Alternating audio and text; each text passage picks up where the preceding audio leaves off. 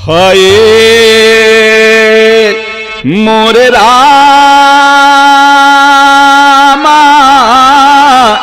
हे मोरे बाबा, हे भोले जोगिया हो राम।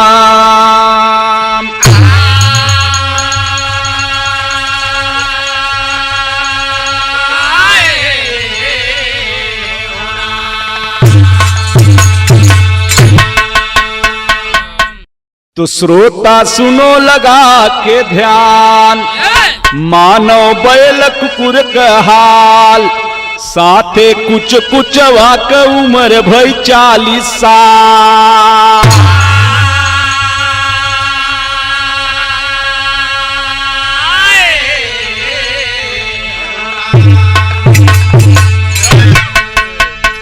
सुनने वाले मित्र विचार करना, जौने समय ब्रह्मा जी बैठे सबको उम्र बांटत रहे, कहा 40 साल मनई के, 40 साल कुकुर के, 40 साल बैल का, 40 साल कुछ कुचवा का, उल्लू जेके उल्लू कहती।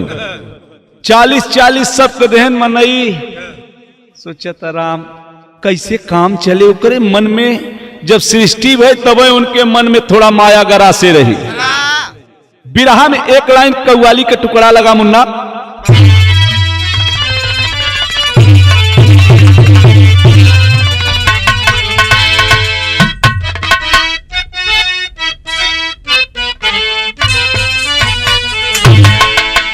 अरे सब कुछ हमें अल्लाह के दिलवर ने दिया है,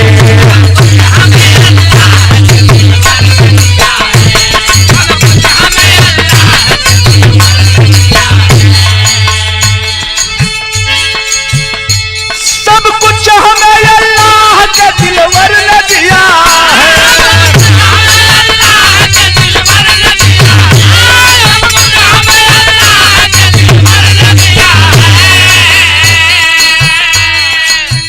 कुरान मदीने में पैगंबर ने दिया है।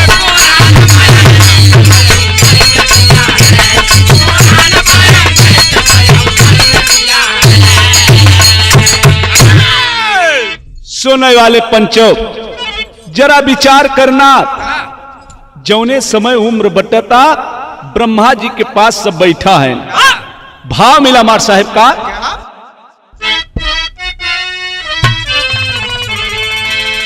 चारों जन भी ब्रह्मा से फरियाद करने लागे, चारों जन भी ब्रह्मा से फरियाद करने,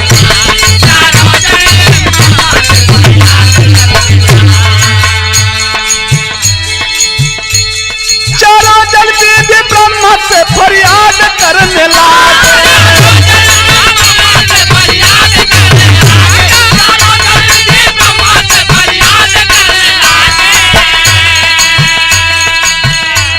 करना है क्या वहां पे फरियाद करने लागे,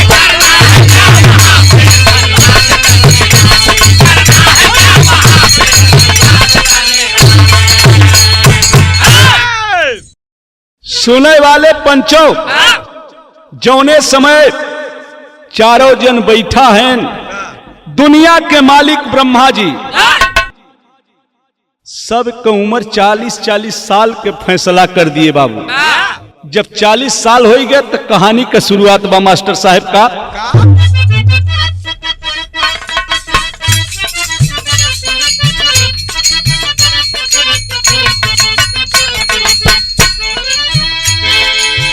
कहे मानव से ब्रह्मा मृत्यु लोक जाओ तुम, कहे मानव से ब्रह्मा मृत्यु लोक जाओ तुम, 40 साल खुश परिवार में बिताओ।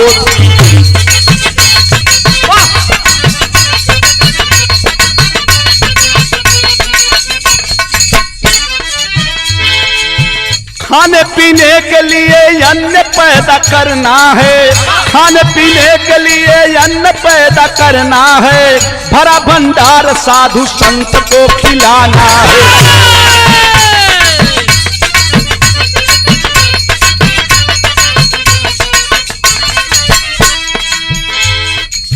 बैल से खेती बाड़ी तुमको करना है, बैल से बोले खेती बाड़ी तुमको करना है, गोसैया जो भी देगा खा के मस्त रहना है।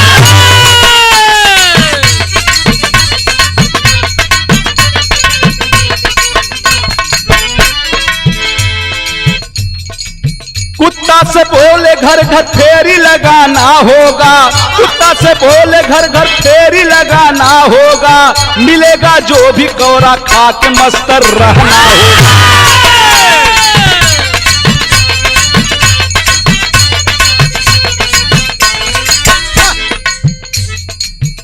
कहे कुछ कुचवा,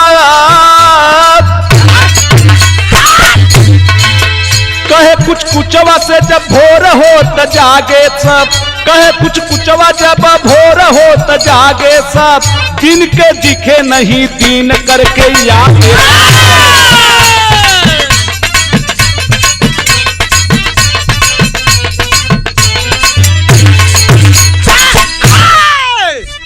बात के समझ ल दोस्त, जौने समय चारों जने की उम्र 40-40 साल ब्रह्मा जी तय कर दिए। चारों जने के मनई, बैल, कुत्ता, उल्लू, ये चारों की उम्र 40-40 साल। मनई खींचनी पोरे मन लटकाए बैठ गए कि अरे भगवान, जौन उम्र बैले का उह उम्र हमार। बैल पूछे कि भगवान हमके का करे के परे, कहे तो के खेती बाड़ी करना बा, जवन गोसैया दे खाए के रहना बा, मस्त वहीं में रहा। कुत्ता बोला महाराज हम का करब, कहे तो के तुहारी है जिम्मेदारी बा, चाहे समझे चाहे तुहार श्राप समझे, तो के 40 साल दुआरे दुआरे कौरा खाबे, ऐसे फेरी लगौबे। अच्छा, और कुछ कुचवा के है कहे तो मनई मन लटकाए के बैठ गए, कहे भगवान इतना कम हमार उमरिया काहे कह दे है। सुने वाले बड़का भैया, मनई तब्बे से आज भी लालच चली आवता। विचार करना, बिरहा में टेरी लग गए मुन्ना।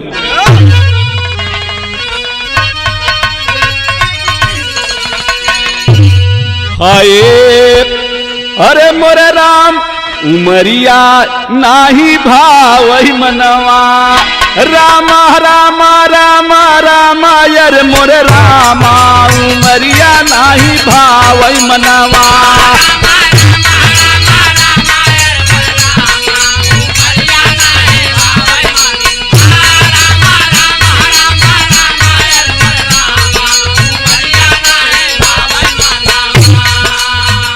जोड़े हाथ खड़ा भ ब्रह्मा से जिकरिया, उमरिया नहीं भाए मनवा।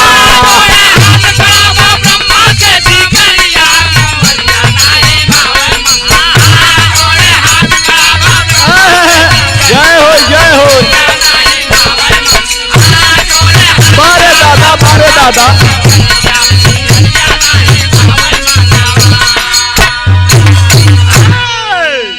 जोड़े हाथ खड़ा भ ब्रह्मा से कहे जिकरिया, उमरिया नहीं भावे मनवा। कहे ब्रह्मा जी जौन काम किया हमारे तो नहीं समझ में आवता कि 40 साल उन्होंने दिया हमार कैसे हुए, जरा विचार करना बड़का भैया। कह लगे मनई ब्रह्मा से,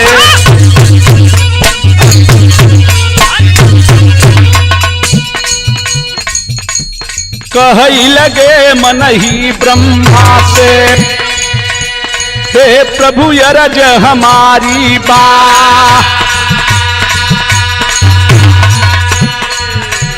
खाई पियई के चिंता नहीं, जवन मिले हितकारी बा। हे ब्रह्मा जी हमके खाए पिए के दुख नहीं बा, लेकिन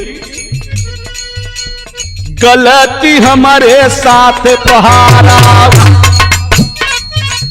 ब्रह्मा जी एक भारी बा,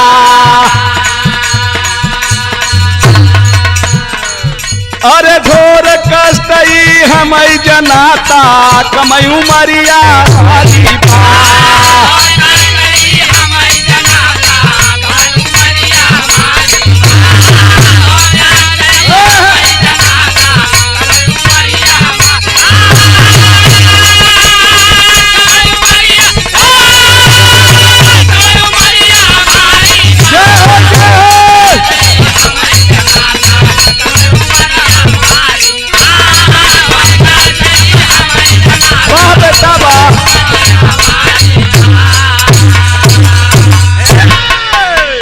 बारे राजकुमार कहे लगे कहे महाराज ठीक रहा।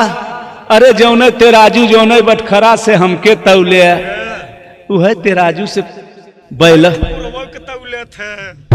वह कुकुरवो के तौलत है वह बैलवो के तौलत है। महाराज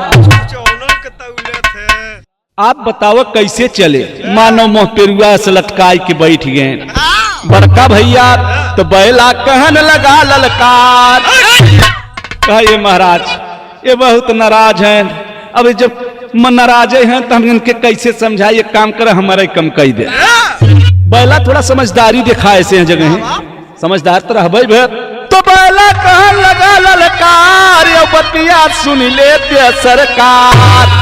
अरे 20 साल का हमारा लागी पैरिया उमरिया नहीं भावे मनावा।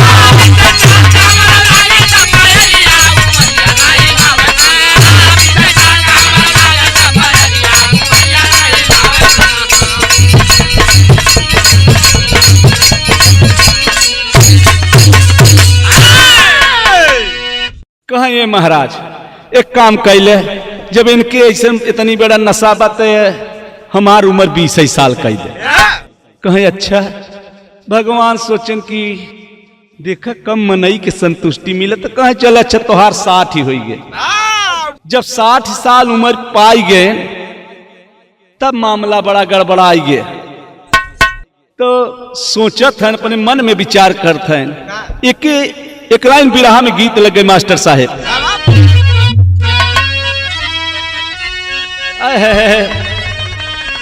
एक माता बहन गावत थी कबो को हैदर अली उस्ताद गावा करें।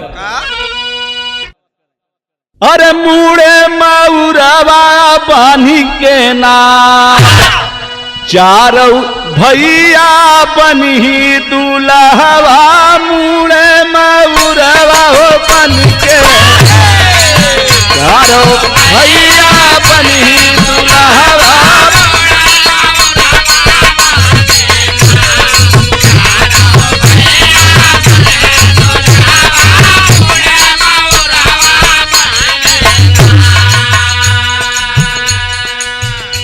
बाबूजी गीत के तमाम अंदाज में माता बहन कभो कभो गावत थी कि नीमिया के डरिया मैया परला झूलुआ हो कि झूली झूली ना।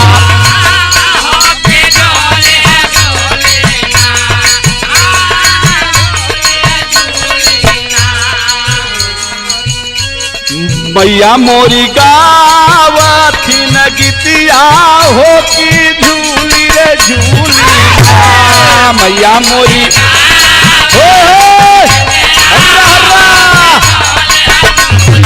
जागिला जागिला।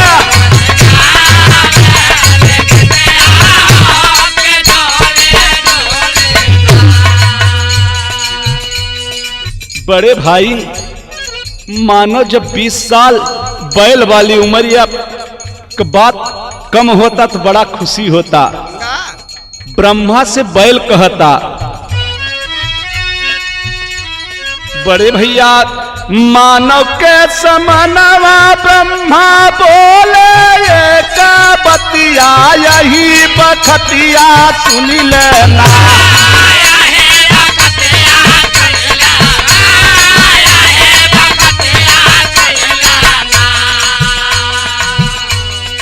आधा बैला का उमरिया यही बखतिया सुन लेना।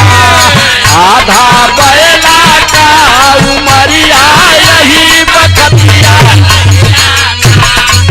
आधा बैला का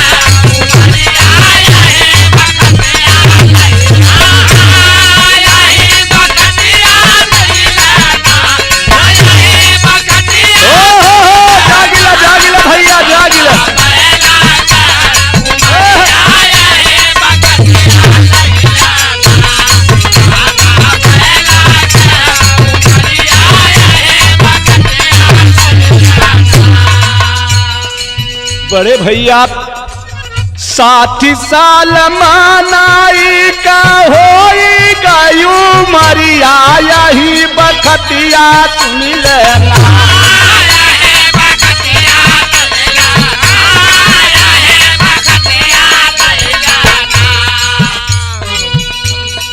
आशा लाए दूसरी बेरिया यही बखतिया सुन लेना।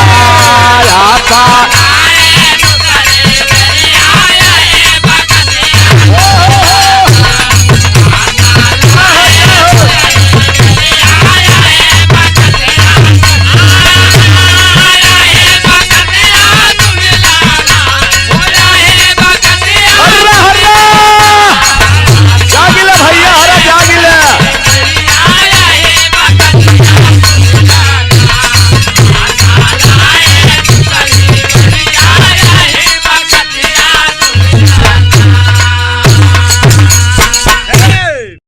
सुनने वाले मित्र विचार करना, इतनी बात के जब सुने कहे ठीक बा, बैला के 20 साल उम्र ले मनई 60 साल पायस, तब सोचा था कि आगे का होए। अब ते कमिला से पावा, अब वो के कम जनाता लालची बहुत बा। यह बड़े आदमी लालची बहुत होती। सुनने वाले मित्र अब तब तलक कुत्ता सोचे कि हे भगवान जब बैल दई देश और हमार ड्यूटी बा कि घरे घरे हम जाए के केवल कौराया गोरब। तब कुत्ता कहा तमार साहेब का बोला बड़े भाई हाय अरे हालबा गड़बड़े स्वामी, कुत्ता बोली पड़ा तत्काल हालबा गड़बड़े स्वामी।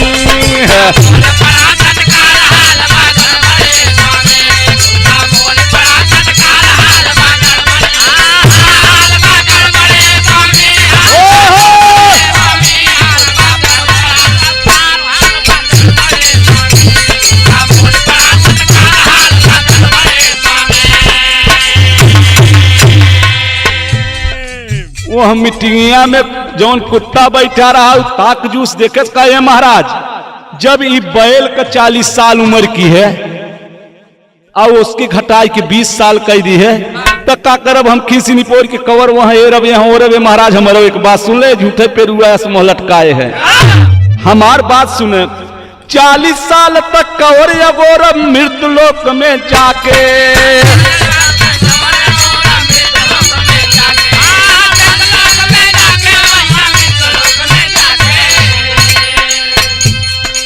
'घर घर घूम पेट भरे न रोबै के करे आगे हालबा गड़बड़े स्वामी। हम हो चाही 20 साल हालबा गड़बड़े स्वामी।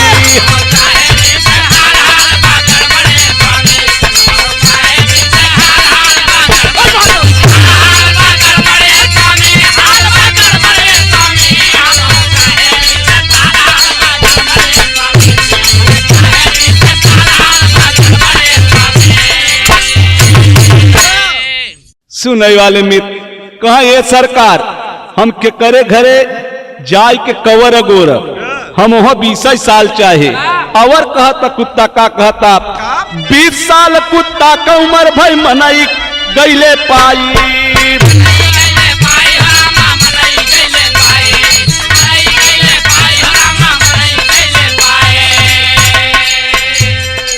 20 साल कुत्ता का उम्र भाई मनई गईले पाई।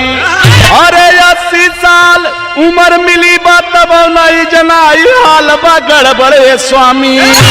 ब्रह्मा सोची भय बेहाल हालबा गड़बड़े स्वामी।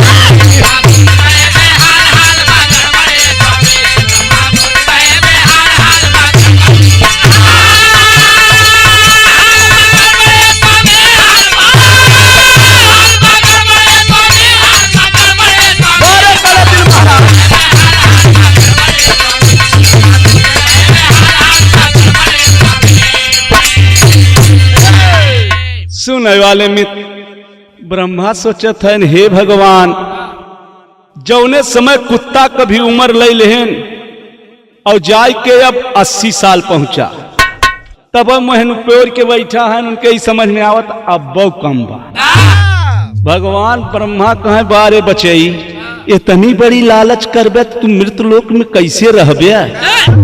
बिरहा में एक लाइन गीत लग गए, उहु कुत्ता का उम्र भी ब्रह्मा जी दे दे, मनई हो पाई गए। बिरहा में गीत लग गए मुन्ना का,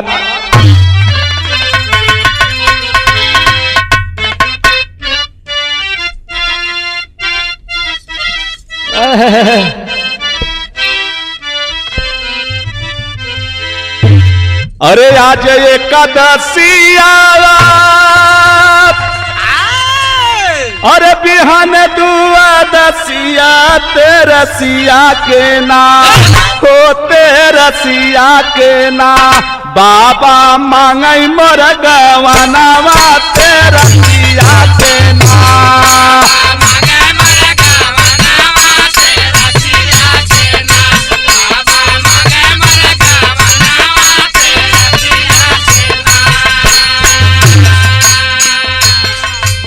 कभो कभो एके बनारस वाले कावती उखिया में खेलालू, अरे रहरिया में खेलालू, भूलाई गईलू ना ई करियावा त सुधिया, भूलाई गईलू ना।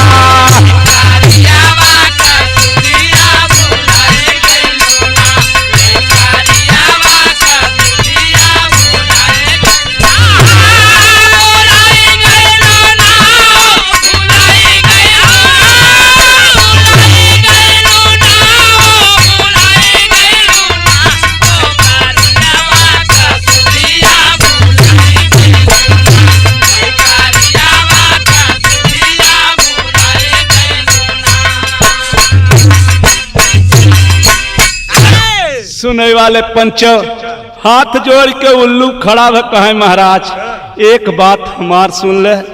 अब इनकर मन देखा थे लटकई, और जब इनकर से बैल का उम्र कम कई दे 20 साल, उन कुकुर का कई दे तो हमार काहे बारे न करबे महाराज। उल्लू बोला था कुछ न बोला, का बोला बड़का भैया, बोला उल्लू आ जया ब्रह्मा से जी करिया फिकरिया भैना, हो फिकरिया भैना, चाही न इतना उमरिया, फिकरिया भैना।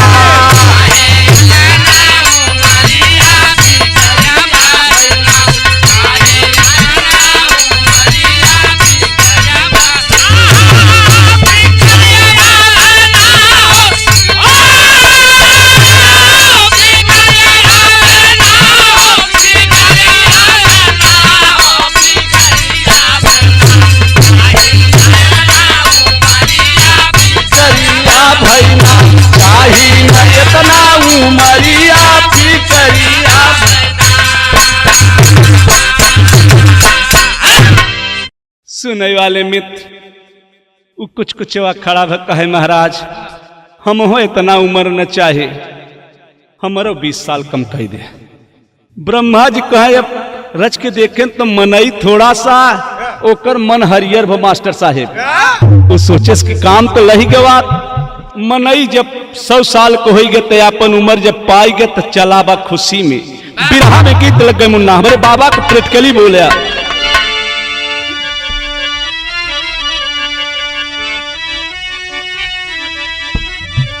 हाय अरे पिया परदेसिया लवट के नहीं आए, राजा परदेसिया हया हया,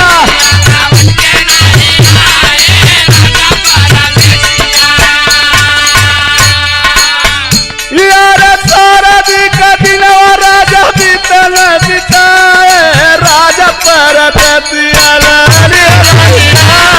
बालम परदेसिया।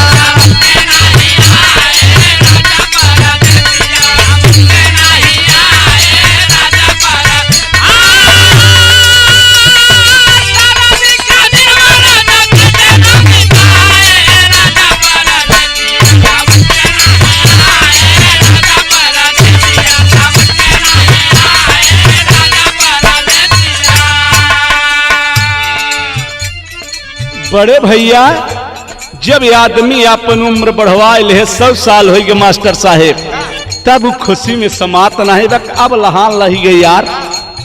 अब धीरे धीरे 20 बैल का 40 होकर रहबे 20 बैल के हो गए और 20 साल 60 जब बत 20 साल कुत्ता कब 80 और 20 अवर जब पाई गए उल्लू वाला 100 जब 100 तक खुशी में चलाता भाव मिला मार साहब का।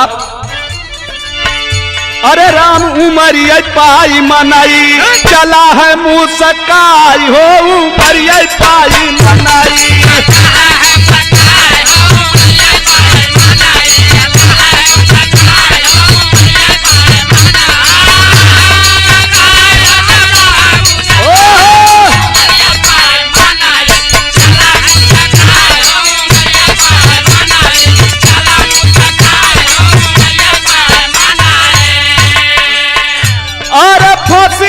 फंदा अपना घर में लगाई हो उमरिया पाई मनाई चला मुस्काई हो उमरिया पाई मनाई।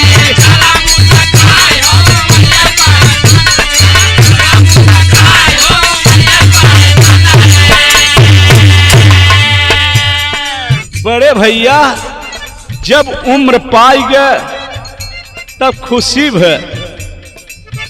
ब्रह्मा जी कहते हैं ब्रह्मा कहाँ की बेटा भोला होशियारी।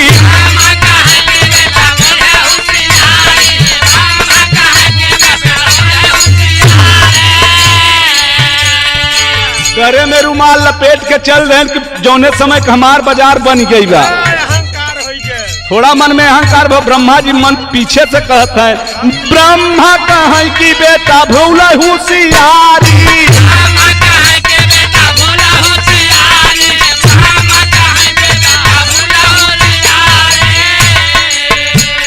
सब मृत्यु लोकवा में तू दुख भारी।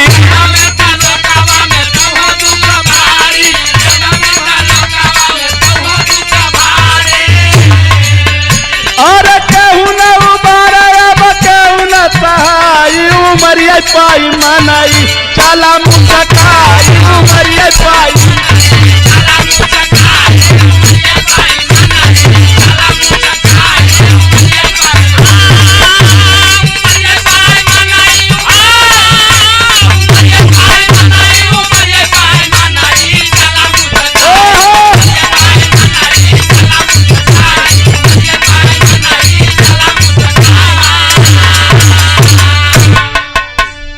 अब खुशी का ठिकाना नहीं बा भगत महाराज। खूब खुशहाली में मनाई सोचता कि राजा हमार 100 हो गए। सुनने वाले मित्र धीरे धीरे जब 100 उम्र पाए तो आय कि जब माया मोह में फंस गए तो जब भर अपन वाली उम्र के आदमी जियता तब तक तो कुछ ठीक ठाक बा। लेकिन प्रमाण मिला आल्हा में मास्टर साहब का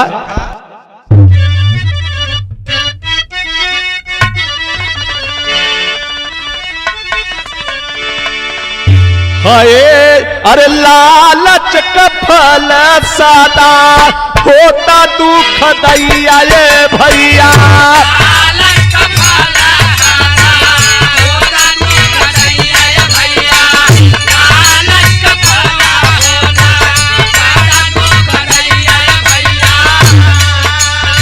लालच कई के मनई उमर लियत बढ़वा।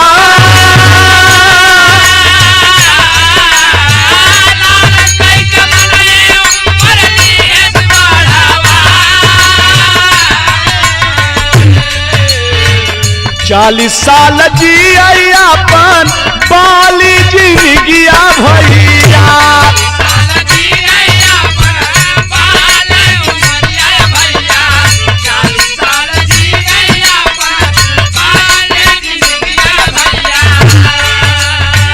ये करे आगे पहला बाला जिया तब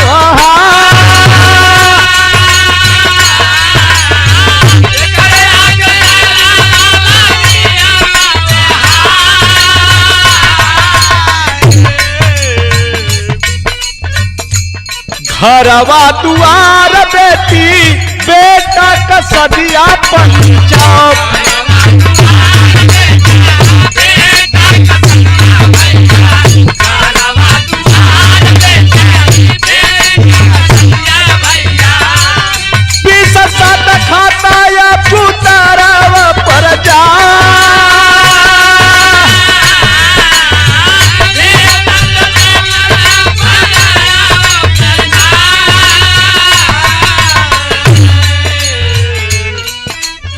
बड़े भैया जब तक 40 साल उम्र रही तब तक मेहरारू लड़का के साथ ऐसे आराम से अपन जिंदगी बिता, न मूड पीड़ा, न गोड़ पीड़ा, न बीमारी भय, न कुछ भय। अपने वाली उम्र में कायदे से जीवन 40 बरिस जौन भगवान ब्रह्मा जी दे रहे वो मानव अच्छे से जियता।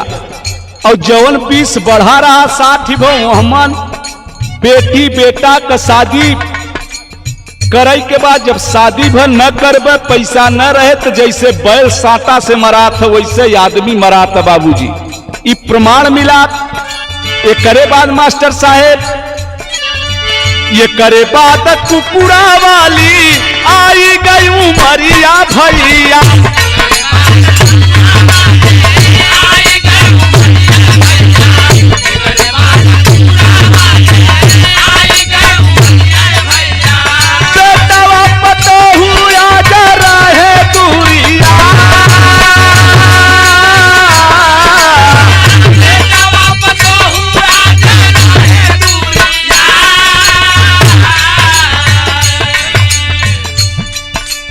बड़े भैया जब वो कुकुरा जवन अपन उमरिया धेरा 60 के बाद 70 या 80 में जब गए तो बेटवा 2 या 3 4 हैं। बाबू टुकुर टुकुर ताकत है, भोजन का इंतजाम नहीं बा। कतऊ मुहार देखत हैं, कतऊ मुहार देखत हैं। जैसे कुकुरा अपना कवरवा बरे हेरत रहा के दुआरे वह दुआरे जाए परे वैसे याद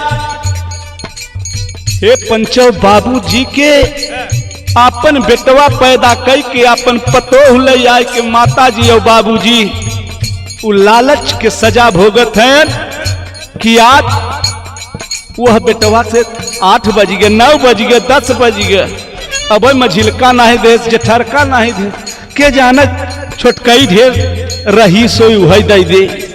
धीरे धीरे 12 बज गए। कभो कभो जोहत जोहत बिना खाए कलैया मार जाते हैं। दोस्त बिरहा सुने वाले बड़का भैया इतना ही नहीं, ये करे आगे कुकुरा का आई गई उमरिया भैया।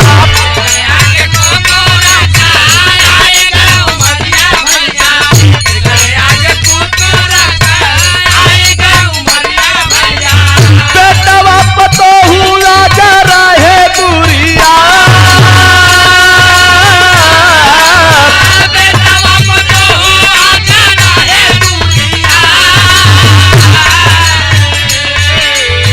कभौया ही घरे कभौआ घरे भोजनवा भैया।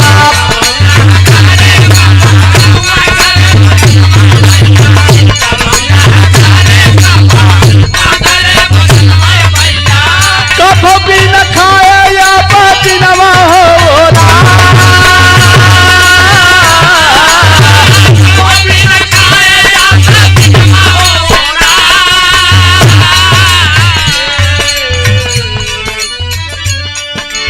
बड़े भैया कभो भी न खाए उम्र बीती जाता, इतना ही नहीं और धीरे धीरे जब उम्र आवता 80 के आगे जब डाकी गई उमरिया भैया।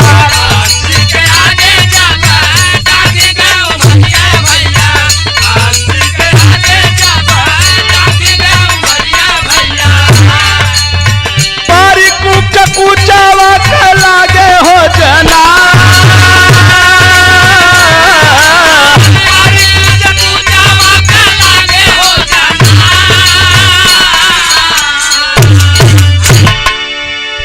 सुनने वाले मित्र जौने समय कुछ कुचवा को उम्र पाए जब 80 के आगे दकत है और जे मान लो जेकर मृत्यु हो जाता मास्टर साहेब ओकरी होता जन्म बनी गया और जे 80 के बाद 100 में बा आज के बड़ी विपत्ति बा।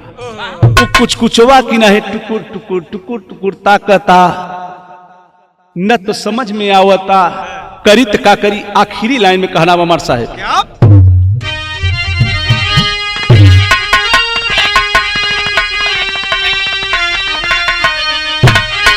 और रास्ता में ना दिखाया जाऊ चाली जवाब चल के हो गई उमरिया बन के कूच कूचा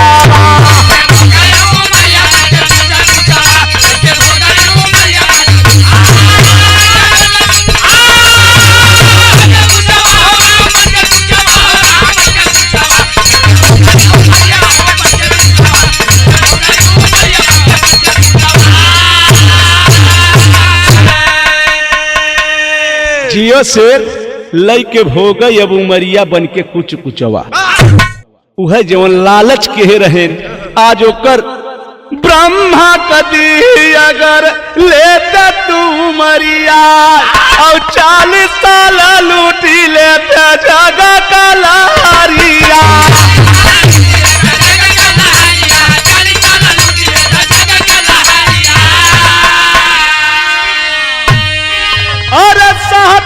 दुआरे कहू कहू चाहू जवाब तलई के भोगा जब उमरिया बन के कूच कूचा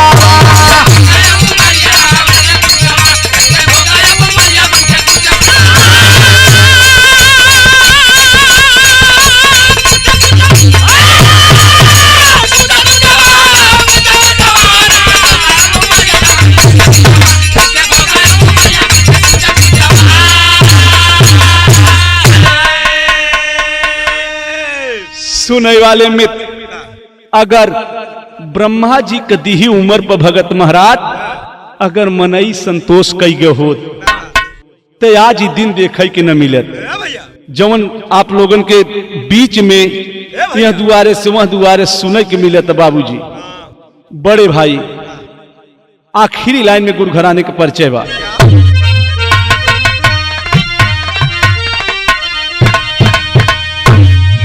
तो बब्बा राम कला सकी माया भागी रथी मंगल की